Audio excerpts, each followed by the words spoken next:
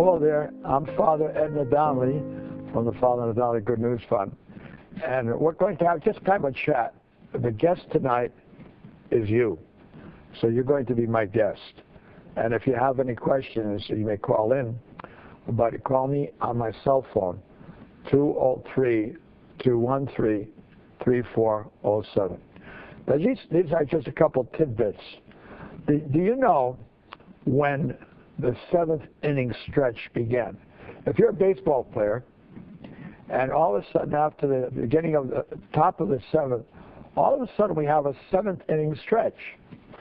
And now during the war, they sing God Bless America or other things. But where did the seventh inning stretch come from? How far does it go back? I was reading a book, a meditation book, and I found out about where the seventh inning stretch came from. The origin of baseball's custom of the seventh inning stretch goes back to a Christian brother in New York in 1882. Brother Jasper of Mary was coaching the Manhattan College baseball team on a very hot and humid day. Noticing that the players were becoming restless and edgy during a particularly close game, he called for a timeout in the middle of the seventh inning.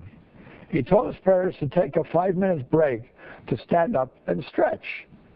So Manhattan College annually played the New York Giants. Brother Jasper's 7-inning stretch soon became a major league tradition.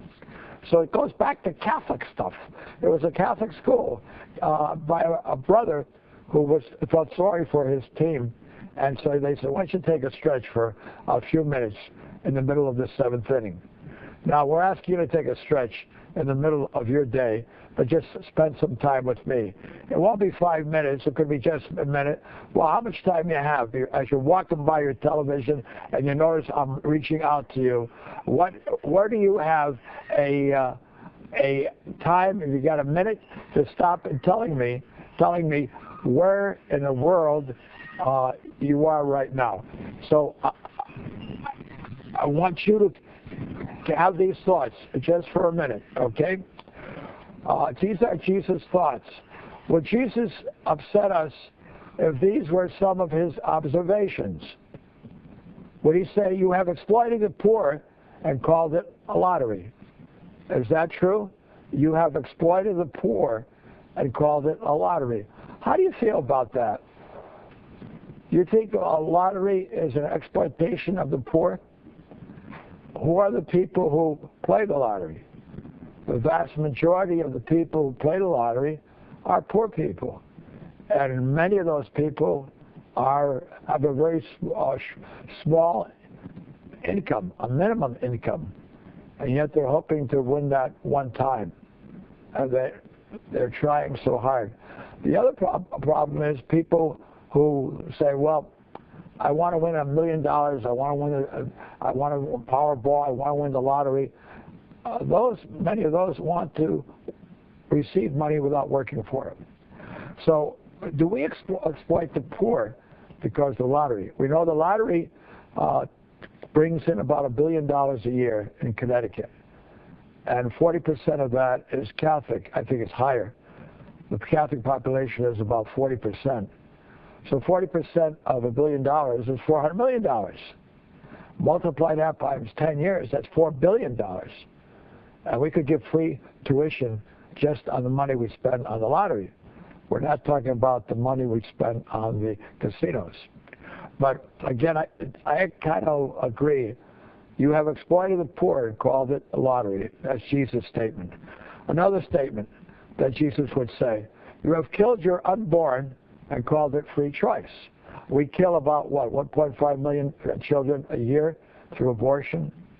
And you multiply that times 10 years, you talk 15 million. Multiply that times four times that in 60 years, you're talking about, 60 million people? Children have been aborted. And we call that free choice. But my question is, does the child in the womb have a free choice? Who has the free choice? The mother or the child?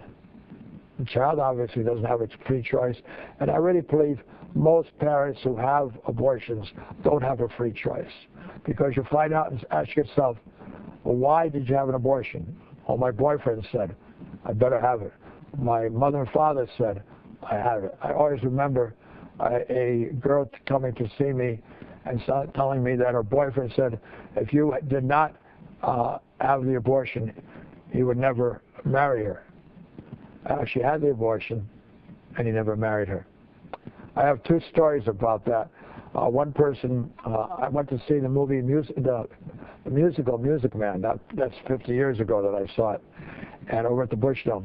And Shirley Jones, who was on one of my TV programs when I was raising money for the schools, we used to have school telethons for the schools. And while I was, she was one of my guests on the program, and so I got to know her. So I wanted to really go back to see, we're talking many years later, over at the Bushdome to see the Music Man. And she was telling me a story that when she was performing the Music Man and making the movie, or it wasn't a movie, I guess it was a stage program, that she was with child.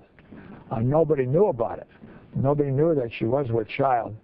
And when she came to the end of the romantic scene, she embraced with her co-leader, and all of a sudden he jumped back. He said, what was that? And he was kicked by the baby in the womb, and he didn't know that she was with child. I don't like the word pregnant, that's too masculine. With child is a lot more feminine.